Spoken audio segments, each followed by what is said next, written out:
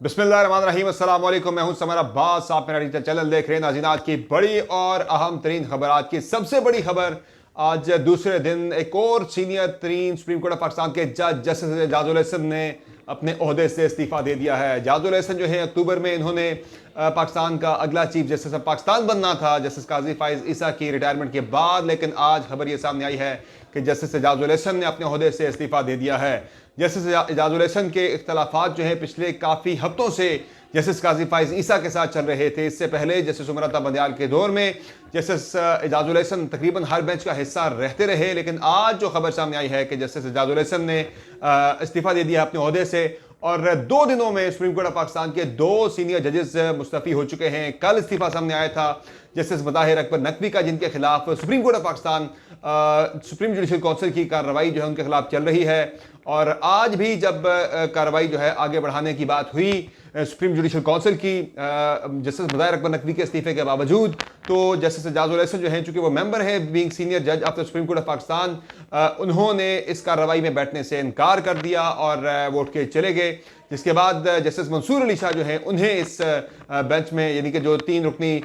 जो था supreme judicial council के अंदर, उन्हें सुप्रीम कोर्ट ऑफ पाकिस्तान की तरफ से तीसरे सीनियर तरीन जज के तौर पर उन्हें बिठाया गया,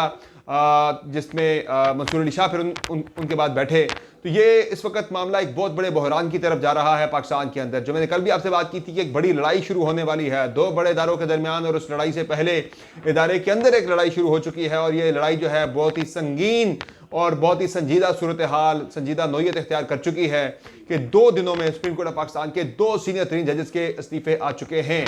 जिस तरह से सुप्रीम कोर्ट ऑफ पाकिस्तान को चलाया जा रहा है, जिस तरह से कार्रवाई चल रही है, जिस तरह से तहरीक इंसाफ के दौर में या उमर बंदयाल साहब के दौर में हम ख्याल बेंच कहलाने वाले जजेस के खिलाफ कार्रवाइयाँ हो रही हैं। मैंने आपको ये भी बताया था कल की वीडियो के अंदर भी, मैंने कल ट्वीट भी किया था, वो रिकॉर्ड पे मौजूद, आप निकाल के देख सकते हैं कि जस्टिस मज़ाहिर अकबर नकवी के बाद जो अगला नंबर लगने वाला है वो जस्टिस एजाजुल हसन का लगेगा। उनके खिलाफ भी सुप्रीम जुडिशल काउंसिल में रेफरेंस आएगा। इसी तरह से किसी एक टाउट की तरफ से, किसी ना किसी बंदे की तरफ से रेफरेंस दिलवा दिया जाएगा, और उसके बाद फिर उनके खिलाफ भी प्रोसीड करके उन्हें भी एकतरफा कार्रवाइयाँ करते हुए इस ओहदे से हटाया जा सकता है। चूँकि मैंने आपको कल भी ये कहा था कि कुछ भी हो जाए, कम वक्त में एक रिजॉल्व, एक सोच नज़र आ रही है कि किसी भी तरह से जस्टिस एजाजुल हसन को चीफ जस्टिस ऑफ पाकिस्तान नहीं बनने देना। चूँकि जिस तरह का इलेक्शन हम देख रहे हैं पाकिस्तान के अंदर होने जा रहा है, इस इलेक्शन के बाद ये भी एंटिसिपेशन, ये भी खबरें पाकिस्तान के अंदर पिछले कई हफ्तों से चल रही थी, इस तरह की कुछ पेशगोइयाँ भी चल रही थी, लोग एनालिसिस भी दे रहे थे कि जब जस्टिस एजाजुल हसन बन जाएंगे अक्टूबर में चीफ जस्टिस ऑफ पाकिस्तान, तो उसके बाद वो इस इलेक्शन के हवाले से कोई बड़ा फैसला भी दे सकते हैं। इस इलेक्शन को करदम भी करार दिया जा सकता है कल को, अगर इसके अंदर बहुत बड़े पैमाने पर ग्रॉस, अगर इसके अंदर कोई नज़र आता है मिसकंडक्ट, या बहुत ग्रॉस अगर इसमें धांधली नज़र आती है बड़े पैमाने पे, तो वो इस पर कोई बड़ा फैसला भी दे सकते हैं। तहरीक इंसाफ को भी बड़ी उम्मीदें वाबस्ता थी जस्टिस एजाजुल हसन से कि जो भी नाइंसाफ़ी उनके साथ हो रही है, एजाजुल हसन जब चीफ जस्टिस बनेंगे तो उन तमाम नाइंसाफ़ियों का सिलसिला रुकेगा, उसका अजाला होगा। लेकिन अब एक बुरी खबर है कि जस्टिस एजाजुल हसन जो है वो बतौर जज सुप्रीम कोर्ट ऑफ पाकिस्तान अपने ओहदे से मुस्तफ़ी हो गए हैं। मियां नवाज शरीफ के खिलाफ जो पनामा केस का फैसला आया था, 5 रुकनी बेंच ने फैसला दिया था, उस बेंच का हिस्सा भी थे जस्टिस एजाजुल हसन, और जिस बेंच ने इलेक्शन के इनेकाद के हवाले से भी फैसला दिया था पंजाब और केपी में, उसमें भी जस्टिस एजाजुल हसन शामिल थे। और इन्होंने जस्टिस मज़ाहिर अकबर नकवी के खिलाफ सुप्रीम जुडिशल काउंसिल में जो कार्रवाई जिस तरह से चलाई जा रही है, उसके खिलाफ भी 2 रोज़ पहले chief justice of Pakistan justice Qazi Faez Isa को खत लिखकर अपने तहफ़्फ़ुज़ात से आगाह किया था, और पॉइंट टू पॉइंट उन्होंने कहा था कि ये ज़्यादती आप फलां जगह पे कर रहे हैं। कि उन्होंने बताया था उसमें बड़ा खुल के कि जब आपने काजी फाइज ईसा साहब ने अपने खिलाफ रेफरेंस में इस चीज़ से फ़ायदा उठाया था, इस शिक्ष से फ़ायदा उठाया था कि जजेस जो हैं वो अपने फैमिली मेम्बर्स, अपनी बीवी, अपने बच्चों की जो भी उनकी प्रोसीड्स हैं, उनकी प्रॉपर्टीज़ हैं, उसके बारे में, डिपेंडेंट्स के बारे में वो जवाबदेह नहीं है। तो यहाँ जस्टिस मज़ाहिर अकबर नकवी के बेटों से पूछ के जो है वो किस चक्कर में हो रही है। बाकी भी उन्होंने कहा था कि अगर प्रॉपर्टी अंडर वैल्यू की है, शो की है मज़ाहिर अकबर नकवी ने, तो वो भी ये FPR का मामला है, ये टैक्सेशन वाले इदारों का मामला है, वो एवेलुएट कर सकते हैं कि यहाँ अगर कोई ज़्यादती हुई है नहीं हुई है। सुप्रीम कोर्ट ऑफ पाकिस्तान को ये मामला इस तरह से प्रोसीड नहीं करना चाहिए। कल मज़ाहिर अकबर नकवी का इस्तीफ़ा आया, आज एजाजुल हसन का इस्तीफ़ा आ गया। ये बहुत बड़ा बहरान है, और आने वाले दिनों में इस बात का खदशा भी, अब इम्कान जाहिर किया जा रहा है कि जस्टिस मुनीब अख्तर जो हैं, उनके हवाले से भी कुछ इस तरह की खबरें चल रही हैं, इत्तला चल रही है कि वो भी कोई बड़ा फैसला इस हवाले से कर सकते हैं। सोच बचाव जो है उनकी जानिब से भी जारी है। कि वो भी आगे चीफ जस्टिस के लिए लाइन में हैं, वो भी चीफ जस्टिस बनेंगे। लेकिन अब ये चीज़ें हो गई है कि एजाजुल एहसन के बाद जो है अब अगले चीफ जस्टिस जो हैं वो मंसूर अली शाह बनेंगे। ये बहुत इंपॉर्टेंट और बड़ी ही इंपॉर्टेंट खबर है कि इलेक्शन से पहले इतनी चीज़ें हो रही हैं। एक हफ्ते के अंदर 3 बड़े इस्तीफे, सेक्रेटरी इलेक्शन कमीशन छुट्टी पर चले गए, मदारिक नकवी का इस्तीफा, हर उसकी वजह और थी, लेकिन जो एजाजुल एहसन का इस्तीफा आया है ये बहुत ही इंपॉर्टेंट नौयत का मामला है। इसके बाद देखते हैं कि क्या होता है। आने वाले चंद दिन बड़े इंपॉर्टेंट हो चुके हैं सुप्रीम कोर्ट ऑफ पाकिस्तान के हवाले से। जस्टिस काजी फाइज ईसा के ऊपर दबाव जो है वो हर गुजरते दिन के साथ बढ़ता चला जाएगा। जब जजेस खुद वो किसी बेंच में नहीं बैठा करते थे, जब उमर अता बंदयाल चीफ जस्टिस थे, वो खत लिख के कोई एतराज़ उठा दिया करते थे। लेकिन जहाँ तो उनके साथ जो हो रहा है कि जजेस ने ही सुप्रीम कोर्ट छोड़ के जाना शुरू कर दिया है, मुस्तफ़ी होना शुरू कर दिया है, which is a big thing, which is a big alarming thing for justice Qazi Faez Isa. उनके कंडक्ट के बारे से इन जजेस को बड़ा शदीद एतराज़ है कि जिस तरह से वो सुप्रीम कोर्ट ऑफ पाकिस्तान के मुख्तलिफ केसेस के अंदर बेंचेस को कार्रवाई को चला रहे हैं, सुनते नहीं हैं, वकला को खुद ज़्यादा उनको डांट पिला देते हैं, उन्हें झाड़ देते हैं। तो ये एक बड़ी ही संगीन सूरत हाल इख्तियार कर चुकी है मुल्क के अंदर इस वक्त, जो भी हम देख रहे हैं सुप्रीम कोर्ट ऑफ पाकिस्तान की सूरत हाल और सियासी सूरत हाल। बाकी नाज़रीन जो खबरें हैं आज की इस वीडियो में मैं आपको बताऊं कि एक तो साइफर केस में तहरीक इंसाफ को रिलीफ मिला है, लेकिन इस रिलीफ के साथ जुड़ा हुआ एक मैं कहूँगा कि इमरान खान के लिए डीमेरिट भी है। वो क्या है मैं आपको बताता हूँ कि साइफर केस में हुक्म इम्तना जो है वो ख़त्म हो गया है, जो 11 तारीख तक का था, 11 जनवरी तक का था, लेकिन साथ ही साथ 14 दिसंबर का जो फैसला था वो भी कलअदम हो गया। 14 दिसंबर के बाद से अब तक की जो कार्रवाई थी साइफर केस के अंदर स्पेशल कोर्ट की इमरान खान के खिलाफ, वो सारी की सारी कार्रवाई भी कलअदम करार दी जा चुकी है। 14 गवाहों के बयान एक ही दिन रिकॉर्ड कर लिए गए थे और फैसले में ये कहा गया था कि जो बहुत ही मामला इंपॉर्टेंट है, जिसकी सिक्रेसी जो है वो बरकरार रखना जरूरी है, सिर्फ उस मामले को आप सिक्रेट रख सकते हैं। यहाँ 14 के 14 गवाहों के बयान को सिक्रेट रख लिया गया। जब जज ने सवाल किया अटॉर्नी जनरल से कि भाई आपने सारे गवाहों के बयान तो सिक्रेट रखना मकसूद नहीं था, तो उन्होंने कहा बिल्कुल जी आपकी बात बिल्कुल दुरुस्त है कि चंद गवाहान के बयान सिक्रेट रखना जरूरी था, बाकी सबकी सिक्रेसी जरूरी नहीं थी। तो उस पर फिर अदालत ने फैसला दिया कि 14 के बाद जो गवाहों के बयान हुए जब या फिर दीगर जो कार्रवाई हुई है वो सारी की सारी अज़-सर-ए-नौ दोबारा से होगी। वो सारी की सारी कार्रवाई कलअदम हो चुकी है। तो 14 में से 12 गवाहों के बयान जो हैं वो ओपन होंगे और 2 गवाहों के बयान जो हैं वो सीक्रेट होंगे, इन कैमरा होंगे। लेकिन इसमें जो ये फ़ायदा तो है तहरीक इंसाफ को, इमरान खान को बज़ाहिर बहुत बड़ा फ़ायदा है, लेकिन इसमें एक नुकसान भी जुड़ा हुआ है इमरान खान के लिए। वो नुकसान मुझे ये नज़र आ रहा है कि अगर जिस तरह से पहले कार्रवाई चल रही थी, इम्कान इस बात का नज़र आ रहा था कि नवंबर में इमरान खान को सज़ा हो जाएगी या मैक्सिमम दिसंबर में कि पहले हफ्ते में सज़ा हो जाएगी। लेकिन अब चूंकि ये मामला चला गया है मजीद आज से फिर बैक टू 14 दिसंबर वाली पोजीशन पे आ गया है, तो अब इम्कान इस बात का है कि जिस तरह से स्पीड में इस ट्रायल को चलाया भी जा रहा है, दूसरी जाने में कोशिश नज़र आ रही है, एक सोच नज़र आ रही है कि इमरान खान को हर सूरत में सजा देनी है, एक और केस में कन्विक्शन करनी है। By the way Toshakhana case के अंदर भी आज 10 गवाहान के बयान रिकॉर्ड कर लिए गए। वहाँ भी इमरान खान के खिलाफ केसेस में फाइलों को पहिए लग चुके हुए हैं और कोशिश है कि जल्द अज जल्द 1-2 केसेस में मजीद कन्विक्शन हो जाए ताकि पक्का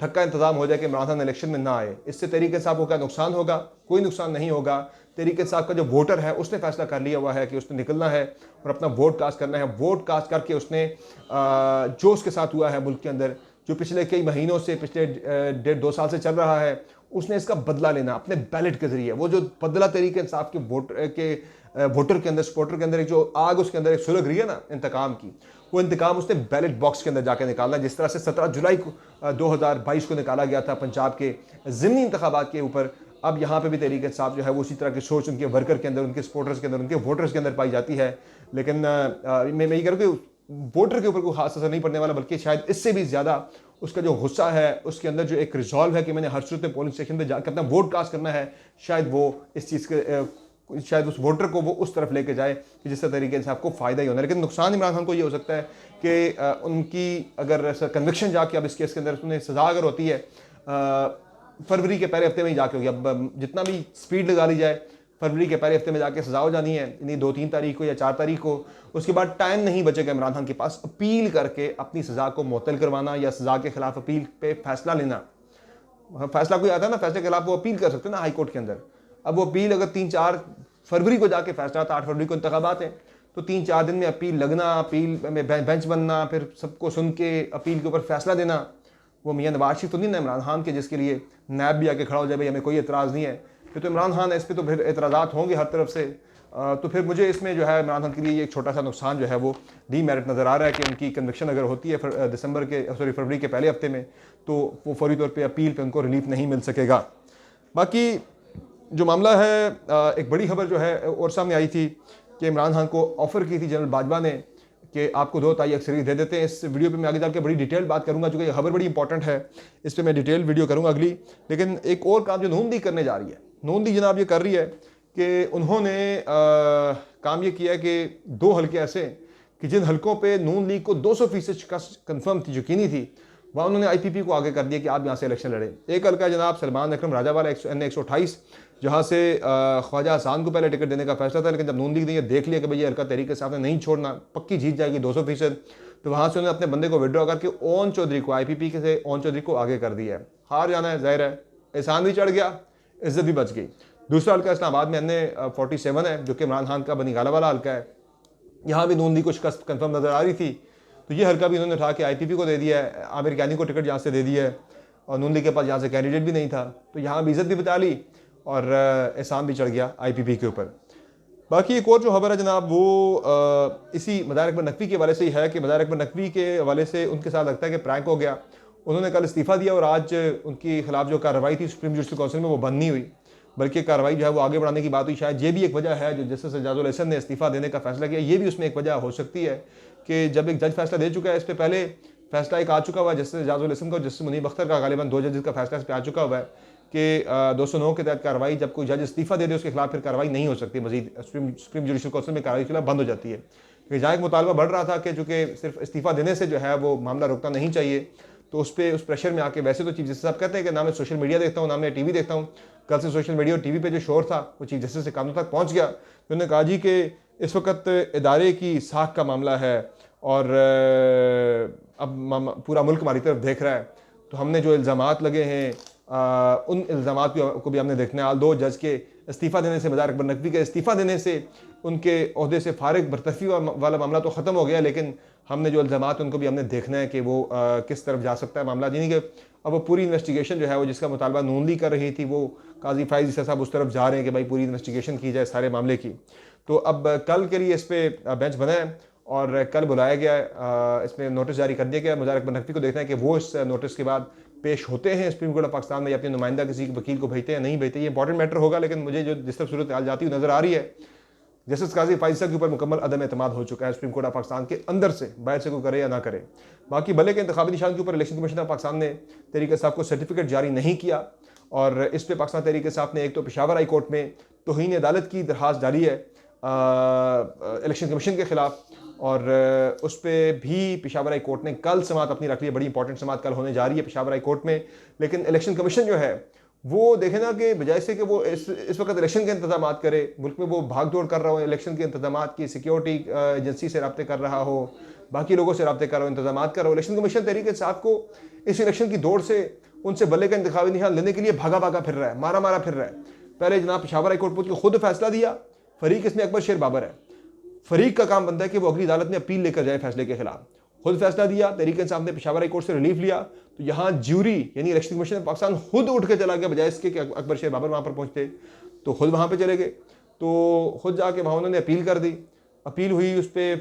पहले सिंगल मैच ने तहरीक इंसाफ के खिलाफ फैसला दिया और जो उनका बुरी रिलीफ था वो ख़त्म कर दिया। बाद में DB जो बैठा था उस DB ने तहरीक इंसाफ के हक में फैसला दे दिया। अब वहाँ से फैसला आ गया, इसी में अपनी आफियत जाने भाई आप जारी कर दें सर्टिफिकेट, लेकिन नहीं जी,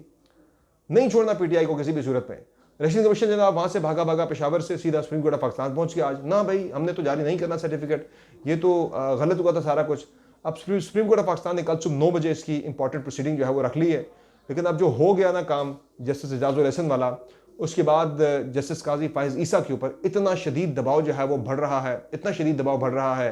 कि मैं समझता हूँ कि शायद ये इस इस्तीफ़े के लिए वो दोबारा इनसे कोई रब्ता भी करें, भाई अपना इस्तीफ़ा वापस ले लें। लेकिन उन्होंने अपना इस्तीफ़ा इत्तला जो है कि